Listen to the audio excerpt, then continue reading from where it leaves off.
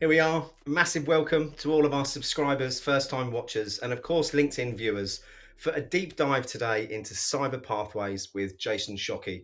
By night, Jason Shockey is the founder of mycyberpath.com and passionate about helping people get into the cybersecurity industry and level up throughout their careers. But by day, he's the Chief Information Security Officer in the financial services industry.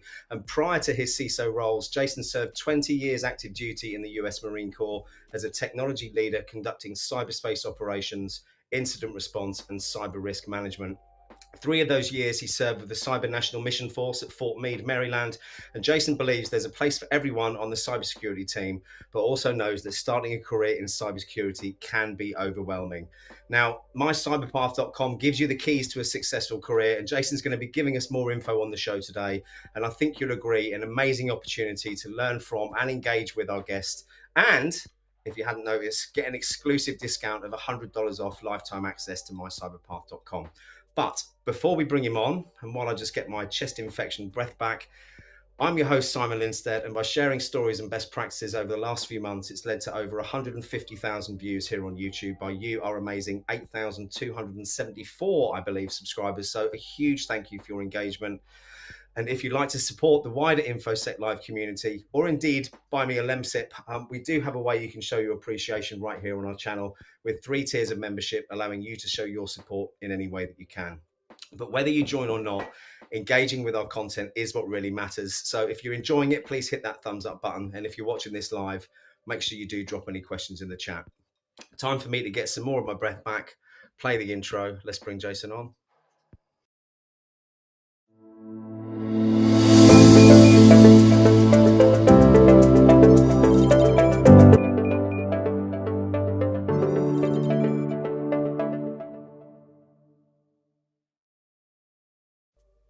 Welcome. Hey, Simon. Good to see you again. Yeah, good to see you too. Thanks ever so much for taking the time to come on today, Jason. It's been too long. It's been a minute, I think, as you say, over there in the US, right? It has. I put a quick comment in the chat before we started. You were actually, you and My Cyberpath were the first ever supporter of the InfoSec Live community. So I just want to say a massive thank you for your support. That was you're welcome. I think back in 2021, wasn't it? I think. It was a while. It's been a minute. Yeah, it has been a minute. And there's been lots of changes for you. But before we dig into the changes on the platform and what you've been working hard on, for those that haven't met you or seen you before, could you tell us a bit more about your background in cybersecurity? Yeah, just to dovetail off what Simon was explaining about my bio. Hi to everybody, founder and CEO of mycyberpath.com, also the Chief Information Security Officer in the financial services industry in the United States for a bank. I spend my time just thinking about and acting cybersecurity. So, having that experience, being in the military, working with the intelligence community, working active duty in the military, but also with federal law enforcement, I got to see a lot of classified information. All of that experience pooled itself up to my application over 20 years to become a Chief Information Security Officer. And it's very difficult to do. So I was an overnight success, but it took 25 years for me to get there. But there's an easier way for people to do that. And that's with the pathways that I have on mycyberpath.com and actually working with the InfoSec community to help people. So I love that. Thank you. What was it, though, that made you choose to focus on cyber? Those many years ago now, I suppose it must be, back in the military. Was there a pivotal point for you, Jason? Yeah, there was a specific moment. We were in the field, and a lot of work that's done in cybersecurity, you can't visualize, you can't see it.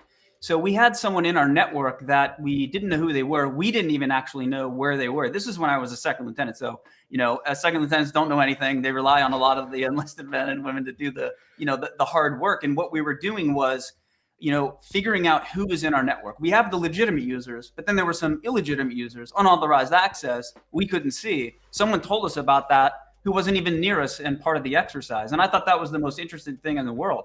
How could someone break into a network, us not even see them because we're staring at the network? We're supposed to give updates, right? It's basically the help desk.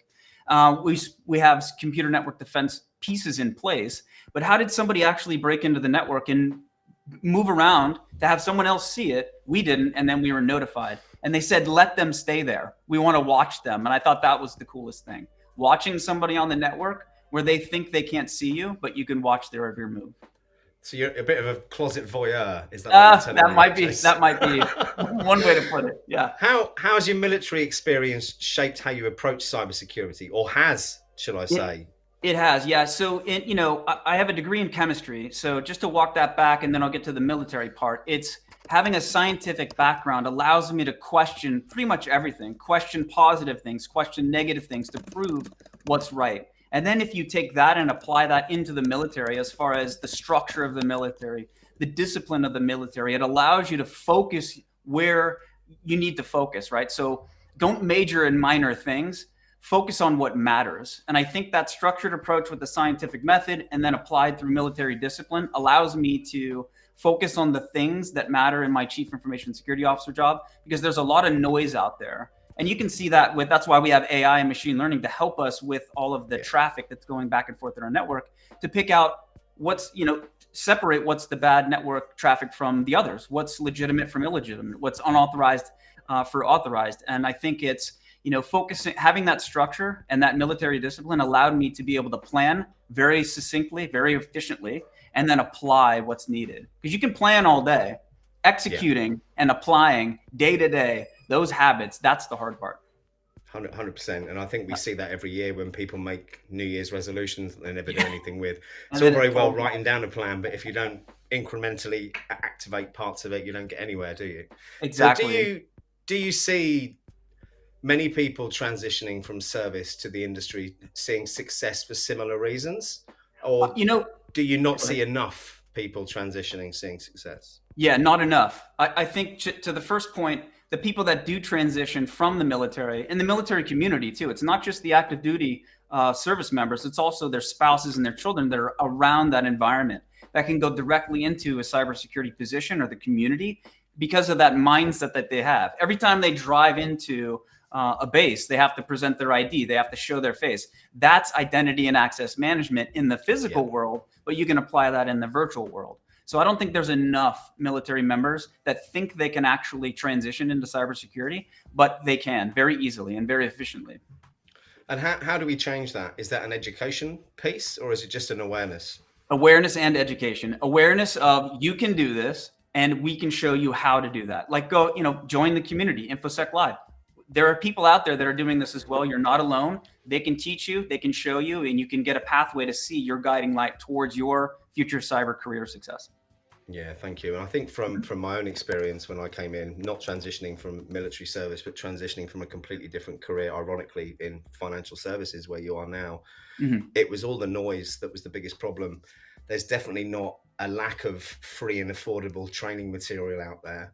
But the real problem I had was aligning my own previous experiences to what I would be good at in the field. And you can tell because I've got a hoodie on still now, I wanted to be, a middle-aged hacker, which clearly never quite worked. But had I taken a bit more time looking at my own past experience and actually what I enjoyed doing as well, I think is something that we don't do enough of. It would have made a huge difference.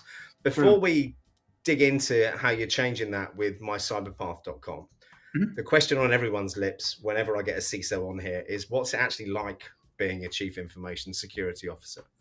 In one word, stressful. It is extremely stressful. You're juggling many facets of technical information, soft skills, and then interacting with human beings. And I think those elements make it not just stressful, but a lot is riding on your shoulders as the CISO, but also your in charge of a lot of people's sensitive data.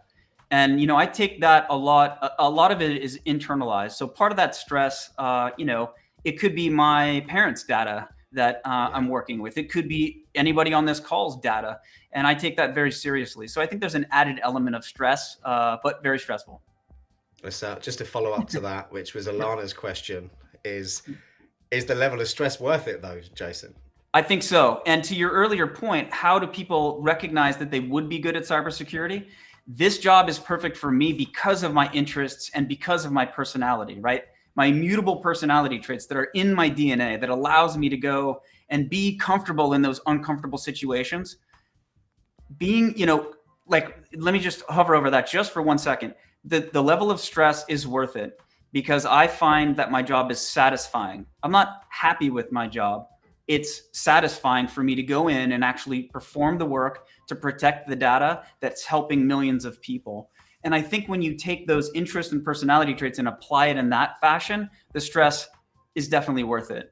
Let alone, the salaries that people can command in cybersecurity and information security. It's very satisfying.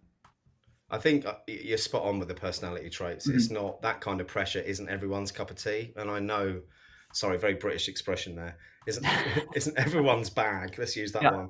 I mean, for me, the pressure and stress of it, I know it wouldn't sit well with the way that my brain works. And it was bad enough for me when I had staff to worry about before in my other business, because I was constantly internalizing and worrying about, situations for them. So I think the personality side of it is absolutely spot on.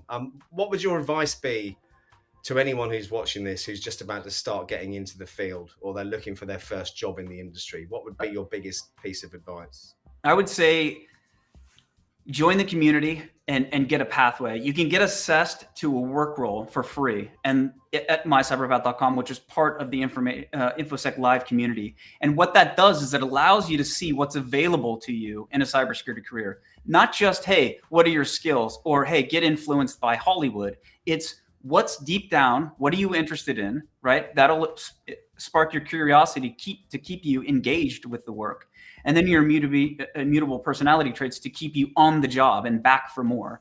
I think those things, joining the community with others, and then also seeing starting with the end in mind, having a light at the end of the tunnel with a pathway to show you where you're going.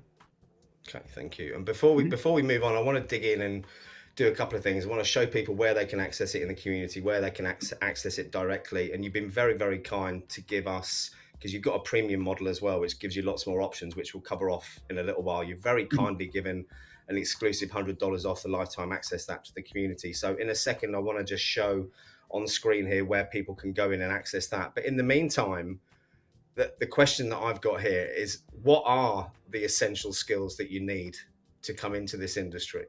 Yeah, I think, there are four main ingredients or four main elements that make up a cyber pro: certifications, experience, training, and education. And then there are soft skills that are underneath that, which you can pull out from the education and the experience pieces.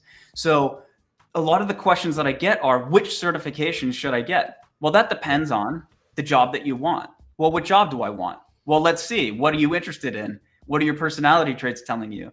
So instead of getting driven by Hollywood to say, oh, I want to be a hacker, which there's nothing wrong with that, if you have the stomach to do it. There's a lot of research that it takes, and there's a lot of boring time that you have to go through and look for vulns and then see if they're actually exploitable. So, having those pieces kind of put together, that makes up the cyber pro. That's going to keep you up in the middle of the night, just to get up early in the morning again to do it all over. So certifications, experience, training, and education. Thank you, Jason. Let me just bring a couple of things up. So the first one is, this is a QR code. If you're brave enough to scan it, QR code here will take you straight through to the mycyberpath.com website. Jason said there is a free version on there. What does the free one allow you to do? Just reiterate that for me, Jason. Yeah, get you matched to one of the 12 archetypal work roles, and you can preview any of the pathways there. You can also see some cyber career fairs and see a dashboard. Amazing. And while I'll leave that up on screen for a moment, but for people who are in the community already, let me just bring this one up. It's going to get rid of us, I think, Jason, so bear with me a second. Though the chat's in the way. So this is the main community website if I get on the right page, I can use my pointer. You'll see down the left here, we're on the home tab at the moment. Underneath that is a mycyberpath.com section. In here, it gives you a questionnaire for some reason. It gives you a little bit more information about the platform, a link through to register. And at the bottom here, you also get a code that you can use in the community to get $100 discount on lifetime access for that. But don't forget, there is a free version for you to trial first. I've tried both. It is pretty awesome. I'm going to get Jason to go through some of the features in a moment. But while I just take this off screen, trying to do two things at once has never been my strong point, clearly. There we go. And we're back. Quick question before we dig into the platform a little bit, because I'd like you to show us it if that's okay, Jason. How important is formal education compared to that? And this is to you as a CISO employing people here. How important is that formal education compared to hands-on experience and certifications? Yeah, I think it adds the elements that are in between the doing the job part, meaning hands-on keyboard doing the job. Part of doing the job, like to your point of having a formal education with a degree from a university, whether it be 2 years or 4 years, is it allows you to understand how to communicate better. Because when you're talking about technical concepts, people aren't going to understand what you mean by that. It's like, so what? You want to introduce a identity and access management platform. What does that mean to me? So one of the things that you have to focus on, and you can get this through education, is understanding how to take those pieces, apply them to, and communicate them into business terms that other people, various audiences might understand. But then you also have to be able to dial that back and go back down the stream to the critical path to talk to the engineers. Because one of the things that I'm constantly doing is taking strategic information in and then performing operational art, as we call it, to relay tasks down to engineers and to my peers on what that actually means. When they say, a board member might ask you, how secure are we? Or can we get hacked? Well, first off, anybody can get hacked. Number two is we're very secure, and here's why. But then there are some other pieces that you might need to mature in, taking those elements that you need to mature in and then translating those to the engineers, and then back up to tell the board how much you've matured over the past quarter or 2 quarters over the year. That's an art that you get from a formal education. Yeah, 100%. I completely agree. I suppose formal education or formal experience working at board level. One thing that I believe is hugely important is networking. So what role can that play in securing your first job? And do you have any advice for the network on how to do that effectively? Yeah, I would say, a lot of people reach out to me on LinkedIn, and I'm very open to hearing their story and helping wherever I can.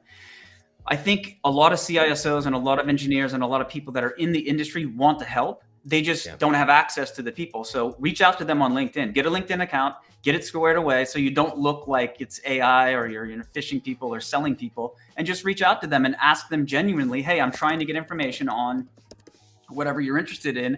And I think they would be more than welcome to help. Yeah, I completely agree. In that case, then, do you mind if I drop your LinkedIn profile? Sure, go ahead. Okay? Probably gonna get busy, but that's okay. Yeah. There we are. Pop that in. I think the only other caveat I'd say to that is don't always expect an instant response from people, because people are really, really busy, and it's important to manage your own expectations as to when you're going to get responses back. And I'd probably leave it up to a week before I chased someone as well. What would your advice be on that, Jason? That's about good. Yeah. And you can look at how much that person posts, which would, there's a lot of churn behind the scenes as far as they might not be directly interacting with the messaging that's in the platform because they're busy presenting and creating content to go out on the road. But I would say if they have 100,000, connections, be prepared for maybe a longer than a week kind of turnaround time. Yeah, or at all. I mean, I've only got, what have I got? I think it's about 17,000 followers on LinkedIn. That's a lot. And my inbox, I mean, I've got at the moment, let's have a look, 47 unread messages. And that's because I haven't looked at them since last Thursday. That's quite a few. Yeah, and it gets to the point where it becomes quite depressing that you've got to go through all those. Yeah, so again, messages like, hi, can you get me a job? They'll probably get deleted. So again, there's a way of approaching people, I think. Yes. You don't have to do Tolstoy's War and Peace as an intro as to who you are, but to give people an idea of who you are, what help you're looking for, and why you're approaching them in particular, I think could be quite good. Any other suggestions around how you word those messages, Jason? Yes, don't ask vague questions like you were maybe the ones that you get. Maybe be a little bit targeted on the information that you want to receive, and then craft the wording of that question very specifically, because a lot of the people that I have as mentors, maybe tacit mentors that I'll send notes once in a while to, you really have to tailor the question. If you ask a bad question, you're probably not going to get a response, or you're going to get a response that doesn't contain the answer that you intended to get. So, yeah, I completely agree. Just thinking out loud here. Are you happy? Before I make this comment, should I say this comment anyway without asking you? Let me send you a private chat message about this. Hold on a second. Okay. Just a bit of a collaboration thing going on here. While I'm doing that, who would get the most benefit from my cyber path? And once you've answered that question, would you mind showing us the platform and how it works, Jason? The second part might be a little bit difficult as far as sharing my screen and whatnot. The platform itself can be used by anyone interested in a cybersecurity career. It's a human screener that can show people what's available to them for a cybersecurity career, and then go past that and show them how to enter the industry, and then how to level up past that. What certifications to get at what time, what education should I get, what degree, what experience should I get, what's my first job, second job, and what's my top tier job. The other pieces is training. How long, how much, how often, and where should I get that training? There are, thousands of training providers out there. Which one should you go to? All those questions are answered in the platform itself. Perfect, thank you. I might be able to do a little screen share here. Do you mind if I'm just going to turn the chat off? If anyone's got a question, keep pinging them in, but I'm going to take you off screen for a moment. Just want to try and show you the platform a little bit. Here we go. Perfect. Oh, nice. Yeah, if you want, I can kind of guide around a little bit. Yeah, if you guide, tell me where to click, and I shall click as we go. Sure. Maybe scroll down just a little bit, stay there, and just go down to that sequencing part. There's like a timeline. Yeah, right there. So the whole sequencing part, the assessment part, takes about 10 minutes. Then you're off and running to be matched to those 12 archetypal work roles that map to all of the other work role industries in the world. And it's also mapped to the NIST framework, the DCWF, the DoD Cyber Workforce Framework, the European Cybersecurity Framework, CyberSeek, and ONET also, which is Department of Labor's kind of on network, online job repository. So all of those pieces are integrated into the platform to show you the right sequencing of certifications, experience, training, education to pursue relative to that matched role. And the reason that is it, if you scroll down just a little bit more to that radial, because it allows you as a person, right? You don't want to spend all your time, energy, money, and emotion just wasting it away. What you want to do is focus it. So if you see those pieces of that radio there that are filled in for you, it took me 25 years to figure out those pieces. And that's how I walked into my Chief Information Security Officer job from active duty military. And then I made 11 other pathways to help people do just that. So there are some other items, like if we look at the features part, if you click on features and scroll down to the dashboard and the career assessment. So in the dashboard itself, when I mentioned dashboard earlier, you're going to get a view of where you stand with your certifications, experience, training, and education, your completion, and then also how much farther you have to go. So if you see on the left side of that dashboard, you'll see the pathways, and then you'll see the colors. What you see there is your foundational, intermediate, and advanced steps in each of those 4 areas. Near the bottom left, you'll see, or on the bottom, you'll see resume assessment and then LinkedIn profile. There's also soft skills assessment and then interview skills, where you can have a mock interview with a live CISO to test the skills that you have. Yeah. So this dashboard is a succinct way. It's a career companion, you can call it, for anybody that logs in and gets a pathway. On the right side is pretty cool. So one of the new features that we have is that it takes the bar charts that you see on the left and the assessments on the bottom, and then gives you a FICO type score to tell you when you're ready for your next job. So you might be in the intermediate section, and you say, okay, when am I ready to be a CISO? When am I ready to be a director of a global security operations center? This will tell you, and we're looking at this one, it's very good, meaning you're in the very good section. Go ahead and apply for your next job. Oh, you need to know where your job is? Click in the job area and the experience, and it'll show you those jobs to get. And I mean, it's not on this one right here, but in the platform, if you have an account, you can see LinkedIn, Indeed, and ZipRecruiter active jobs for those positions that are you're ready for. So it matches the ones that you've got on your profile, so you can click straight through and apply for those jobs. Am I right in thinking that? Exactly. Yeah. Okay. What else have we got? Resume assessment. Talk to me about this as well. So that's a self-assessment for right now. But what we have is all of the elements that should be in your resume.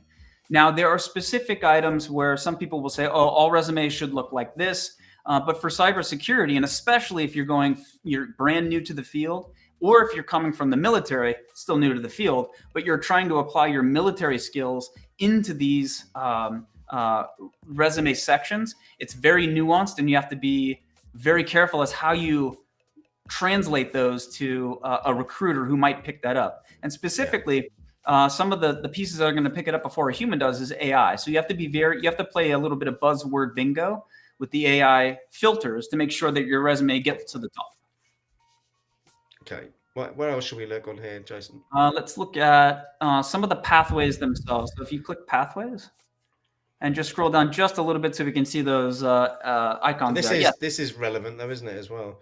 It is, yeah. Each of those pieces are not that we're partnering with them. Those are just out there, right? Those are free, and that's pretty much free information. You can go and look at the NICE framework. You can go and look at the European cybersecurity framework and their 12 roles, which is interesting. The ECSF 12 roles came out a year after I launched mycyberpath.com. So that was interesting. We're on the right track, right? Together. But these icons show you what's in the platform ready for you to take the decades of experience. And within a couple of clicks, you can see what your role is aligned to. For example, in the European cybersecurity framework, there's 12 roles. In this NICE, there's more than 50. How do I know which ones of the archetypal roles map to mine? I don't want to have to apply to 50 jobs. These are very tailored to your interests and personality traits, are mapped to those specific jobs that are in those frameworks. And then if you want to find those jobs, again, you go to the experience tab in the platform and then apply away on LinkedIn, Indeed, and ZipRecruiter. Amazing. So these right here for the 12 archetypal roles are broken up across leadership, intelligence, supporting technology, and operations. So those 12 roles have 4 categories, and there's 3 roles in each. And the reason that the beauty of that archetype is it applies to, and mycyberpath.com is good for HR organizations as well. If they have a specific work role title that's not here, that's fine. The archetype is abstracted and sits above that, so you can still map to it and get the training, the certifications, experience, training, and education needed on someone's pathway. Amazing. And it also has, some of the average salaries there for each of those roles. A lot of those are very high. Like if you look at the cyber analyst tech or the malware analyst, the higher end of those is more than $100,000 each in a yearly salary. So you can command a lot of money. If you look at the infrastructure architect, which is in supporting technology, I'm gonna look around here, right there. What a range! Yeah, 106, and these numbers are coming from Indeed, publicly available information, and also CyberSeek.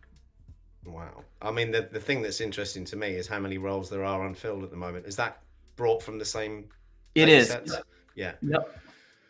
Wow. It's massive. I just want to scroll down here because this is the dashboard and it looks rather impressive, doesn't it?